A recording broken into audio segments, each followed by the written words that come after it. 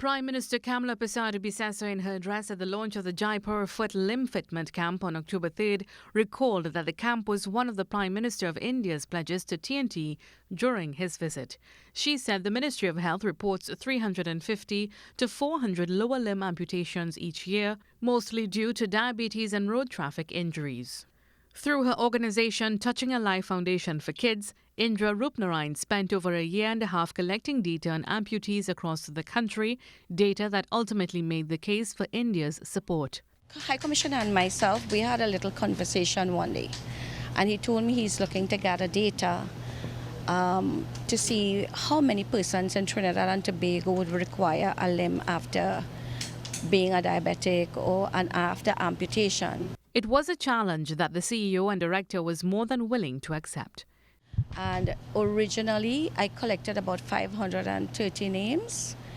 I networked with several clinics and even patients who are in clinics throughout the country. I just kept on going for about a year and a half, and I was able to collect the data and put it. I did it on a spreadsheet so that High Commissioner could take it to India, and he can actually prove his case to be right that in Trinidad we need quite a bit of limbs.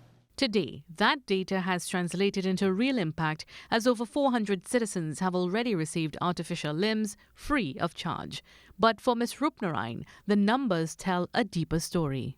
What we are realizing, though, and this is something that we need to really take particular interest about, is that there seems to be a lot of young people that are coming up for a limb. When you ask them, and while screening, we ask, well, exactly what it is, why did this happen? So, one would think it would be an accident or something like that. Strangely, it is because they are diabetic. So many, at least about 80% of the cases are diabetics. She believes that these figures should serve as a wake-up call for the nation, especially as diabetes continues to affect the youth population. I mean, yes, we do talk about it in clinics, right? But who are the people who are actually driving this whole thing to ensure? Because when you come back to a clinic and then your next thing you hear, you are going to be amputated with the next limb, obviously the message is not going in the right place, and it is not being taken into consideration by the patients themselves. Her passion for the cause, however, extends beyond advocacy.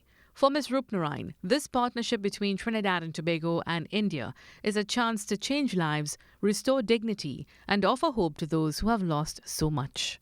It's a phenomenal feeling to know. Actually, I feel it is out of my reach, and I consider it to be a divine intervention. And it has been one of my plea, that I want to do something that is so important to others, that we can actually put back smiles on faces and give them a life that they never had before. The Jaipur Foot Limb-Fitment Camp continues at the Divali Nagar site, with plans now in motion to make it a permanent fixture in Siparia. Mahalia Joseph Wharton, TTT News.